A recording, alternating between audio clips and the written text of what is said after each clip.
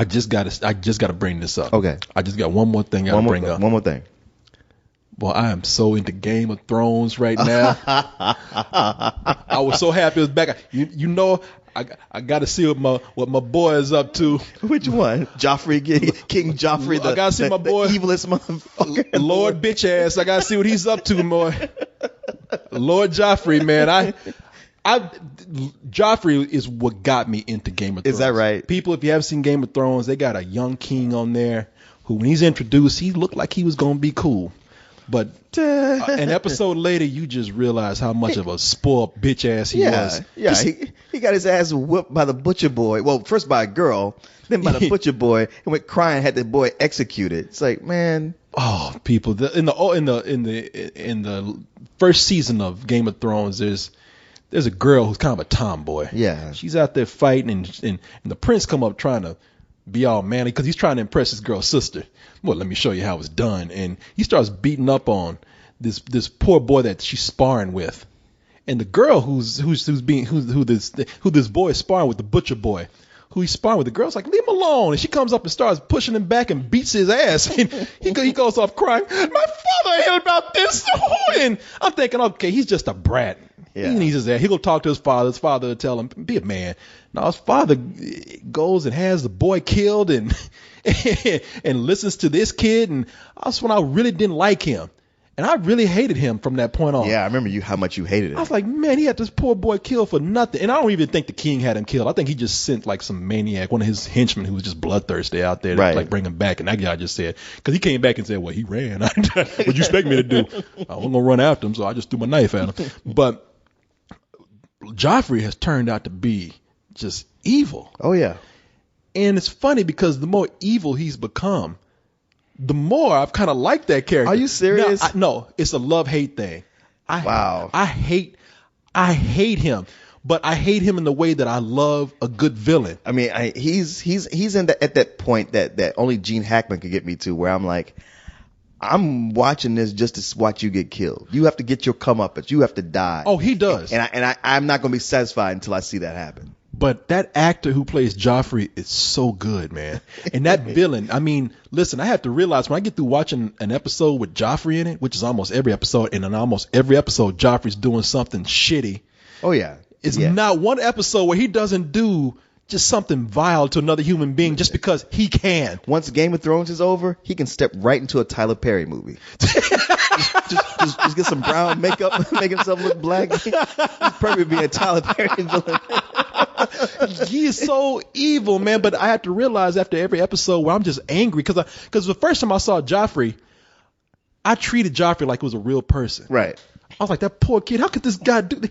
Just want to fucking. If I had seen that actor, I would have beat the shit out that actor. It's just a character. No, it's not. You could have said no. You could have done that different. Well, next time you see that character, you give him some of these. I'm gonna tell him I said this. But I have to realize that every time I see that, man, for me to have that level of hate for a character, it's good. That's a great villain. Yeah. And I had to come and appreciate everything that actor does to make that villain so great. Because that actor just has, because when Joffrey does something, because Joffrey will do something and then look around to see who disagrees with it. And if he sees one person who just looks like they don't like what if he doesn't like what they're thinking, or if he just perceives that they're thinking something bad about him, he just goes up to me like, what? He's just like, what, bitch? I'm the king. I can do what I want to. You got something to say? It's like, wow, he's like man. a twisted version of that Twilight Zone episode with Billy Mummy. With the kid with the toys? The kid that could just make anything happen from his thoughts. And the whole time it's like, yeah. Wait, what are you going to do next? Oh, that is real nice. Oh, you did really good on that. Oh, that's right. He was turning people into toys because they disagreed with him. Yeah, and they were just scared. He'd make them just disappear or whatever. Oh. They were like, everybody's got to be nice and keep him happy. Yeah, even his woman. Yeah. He just wants her to disagree with him. He just finding any excuse just to torture that poor girl. Yeah. He's got, I ain't gonna give too much about the show, but he's got this girl that he's forced into marrying him. Yeah. And he'll do something evil, and then he'll look at his wife like, you like that? I'm the king. I did that shit. And she want to say, why you taking so long to answer, huh? You don't like it? Did I hear a no? And she's like, nah, I like it. It's good. You're the king. Your decisions are wise. And I was just thinking, man, Joffrey's true gangster, man. I suppose that's true. I mean, I had to look at it and I was like, damn, Scarface would even look at you and be like, man, that whole show is about people just punking each other. I'm like, Game of Punks is what it is. I love that. I have this power. No, I have this power. Okay. Shit. All right. Oh, man, I just love that. You think you're so big and bad? Yes, I do. Well, what about this? Oh, God, okay, you went down. Fuck.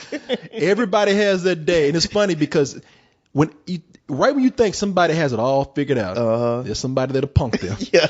And I love because in every episode, especially, there were about 3 or 4 good times in this episode where somebody had this look on their face like, oh, shit, that didn't work out like I thought it would. Right. Oh, fuck, man. Yeah, it was a good 3, maybe 4 or 5 times that happened. Yeah. And these were characters who cold, calculated. Ahead of the game. Yeah. I mean, they were playing some good chess. Yeah, they were. And right when they're about to call, right when they're about to call checkmate. I mean, some people even punk themselves out. That's true. I wish I could get into it. If you watch it, if you haven't seen it yet, watch it. There's a dude with some wine who thought he had it all sewed up to the point where he made it the biggest commitment he could. He went out thinking like, damn, yeah, took care of business here. That motherfucker died with a look on his face like, fuck. God damn.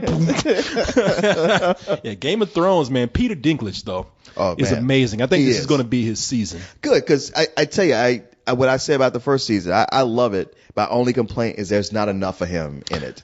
Because he owns it whenever he's on screen. Yeah, no, I think this is the one where he's the dwarf on the show. I think he's that character where everybody looks at him and they say it makes sense that the person who's the lowest in stature is the one that's going to rise. I'm sensing a big comeback for dwarves.